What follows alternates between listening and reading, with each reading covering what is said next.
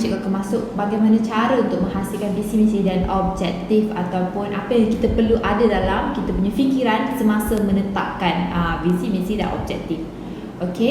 Okey, so seperti sedia maklum, kita visi misi objektif ni ditetapkan untuk menjadi panduan kepada pengurusan perniagaan untuk mencapai tujuan perniagaan. Okey,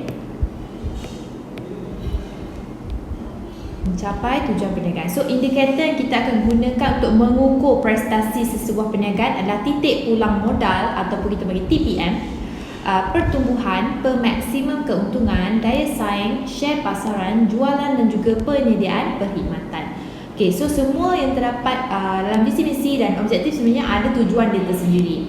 Okey, so panduan peniaga untuk menyediakan visi misi dan objektif mereka adalah menggunakan maklumat titik pulang modal mereka, pertumbuhan, penyediaan perkhidmatan, pemaksimum keuntungan, jualan, share pasaran dan juga daya saing sesebuah perniagaan.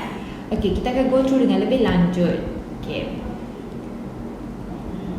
Okey, apa itu titik pulang modal? Titik pulang modal merupakan satu kaedah atau teknik yang kita boleh guna untuk merancang dan mengetahui hasil yang kita dapat dengan jumlah kos yang kita tanggung. Okey, sebenarnya titik pulang modal ni bermaksud di mana titik tersebut iaitu dekat S1 yang cikgu akan tunjuk selepas ini dalam gambar rajah, di mana titik tersebut adalah titik di mana kita tidak memperoleh keuntungan maupun kerugian. Okey, kita hanya cukup-cukup makan. Okey, tak rugi tak untung. So kita perlu mengeluarkan kuantiti barang lebih daripada Q1 ataupun di Q1. Okey, ataupun harga kita hasil kos kita hanya di H1. Okey, so kita tak boleh keluarkan barang kurang daripada Q1, kalau tak kita akan rugi.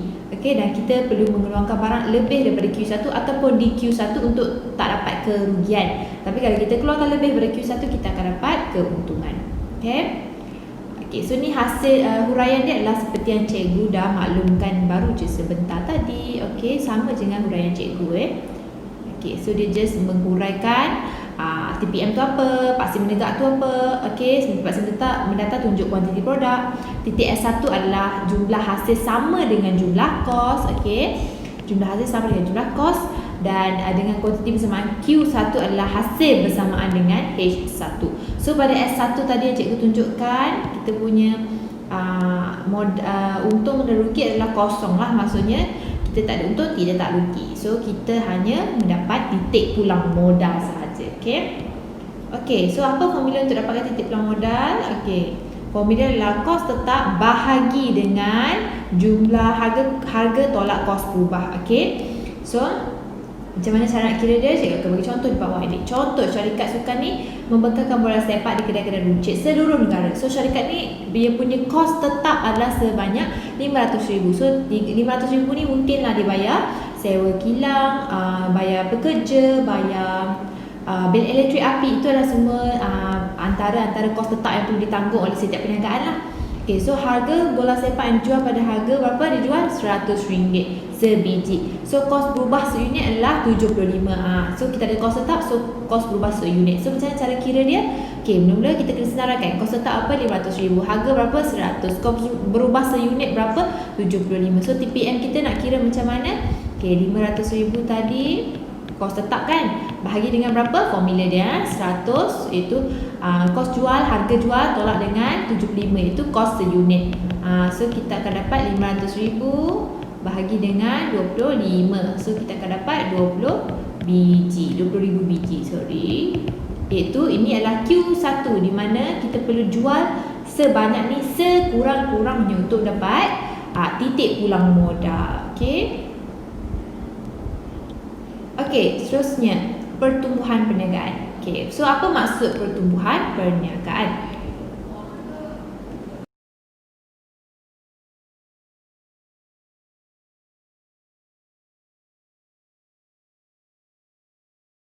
Perniagaan. So pertumbuhan perniagaan ini menjadi asas kepada perkembangan perniagaan pada masa depan. So perancangan yang kita boleh ambil bagi meningkatkan hasil jualan kita adalah seperti berikut yang cikgu akan bincangkan dalam bab ni. Okey, yang pertama iaitu untuk meningkatkan hasil kita perlu merancang membuka cawangan yang banyak. Okey. So hasil jualan yang meningkat akan menjadikan asas untuk meningkatkan keuntungan kita. So keuntungan tersebut kita boleh gunakan sebagai apa? Kita boleh gunakan sebagai modal pelaburan untuk buka cawangan perniagaan yang lain. So dalam jangka masa panjang, perniagaan yang berjaya meningkatkan keuntungan boleh menaikkan nilai perniagaan dalam industri. Okey. Kedua adalah dengan membesarkan perniagaan sedia ada. Okey. So macam mana cara untuk kita membesarkan perniagaan sedia ada? Okey, iaitu dengan so dengan menambahkan kita punya kuantiti jualan produk dari masa ke semasa, kita akan dapat menghasilkan perniagaan menghasilkan keuntungan yang lebih banyak. So para peniaga perlu mempunyai keyakinan yang tinggi untuk terus melaburkan modal dalam perniagaan yang sedia ada. So mereka boleh membuat pilihan untuk mengembangkan perniagaan tersebut bagi perniagaan baru. Okey, baru saja masuk dalam sistem perniagaan, so dia boleh decide sama ada nak melaburkan lebih banyak ataupun bagaimana. Okey, so setiap tindakan yang diambil oleh perniagaan didorong oleh keinginan untuk mendapatkan pulangan tinggi. Pulangan tinggi ni maksudnya untuk keuntungan yang paling tinggi lah maksudnya. Okey. Okey, ni adalah contoh contoh iaitu info abad ke-21 saja berujuk buku teks, iaitu disebabkan peningkatan atau perkembangan ICT, iaitu teknologi maklumat dan komunikasi, telah memberi banyak sumbangan dalam proses mengembangkan kemajuan sesebuah organisasi perniagaan di peringkat antarabangsa kerana ianya tanpa sempadan, itu menggunakan online. Okey. So selain daripada itu, kita juga ICT juga banyak membantu individu untuk memulakan perniagaan dengan cara yang lebih mudah, cepat dan murah. Okey. So apa contoh-contoh lain lagi selain daripada perniagaan menggunakan website mudah? Okey, ada pelbagai lagi. Contohnya apa? Shopee, lagi Lazada, okey, dan ada banyak lagi lah. Okey. Okey, seterusnya memaksimumkan keuntungan. Okey. So untuk memaksimumkan keuntungan adalah salah satu matlamat utama sesebuah organisasi perniagaan lah. So untuk memaksimumkan keuntungan bermaksud dia perlu mendapatkan keuntungan yang paling tinggi, iaitu hasil yang paling tinggi menggunakan dia punya bahan mentah, modal insan, teknologi, keusahawanan dan keusahawanan yang cekap. So konsep kecekapan adalah sebenarnya dimaksudkan dengan memaksimumkan hasil dan meminimumkan kos. Okey, so perbezaan antara untuk memaksimumkan hasil dan meminimum kos adalah keuntungan yang maksimum. So bila ditanya apa itu keuntungan yang maksimum ataupun bagaimana cara untuk mendapatkan keuntungan yang tertinggi, maksimum, okey, so kita perlu memaksimumkan hasil dan juga meminimumkan kos. Okey. Okey, so ini adalah formula untuk mendapatkan untung. Okey, very simple formula dia. Jumlah hasil tolak jumlah kos. Okey, memang senang. Okey. Okey, so jumlah hasil jualan boleh dihitung berdasarkan jumlah kuantiti didarabkan dengan harga produk, sementara jumlah kos diperoleh dengan mencampurkan kos tetap dengan kos berubah. So jika nilai dia positif, keuntunglah. Kalau negatif, maka rugilah. Okey, ni pula untuk menggambarkan formula seperti pernyataan tersebutlah. Tu cara kira jumlah hasil, iaitu harga darab kuantiti dapat jumlah kos tetap tambah kos berubah. Kita kira kos berubah seunit darab dengan kuantiti. Okey. So organisasi perniagaan perlu mengetahui bahawa kedudukan jumlah kuantiti, jumlah jualan produk yang boleh menghasilkan jumlah hasil tertinggi dan jumlah kos yang paling rendah. So bila perniagaan dah memperoleh maklumat yang tepat berkenaan dengan kuantiti jualan produk semasa, ini membolehkan perniagaan dapat membuat perancangan secara lebih baik dan sistematik.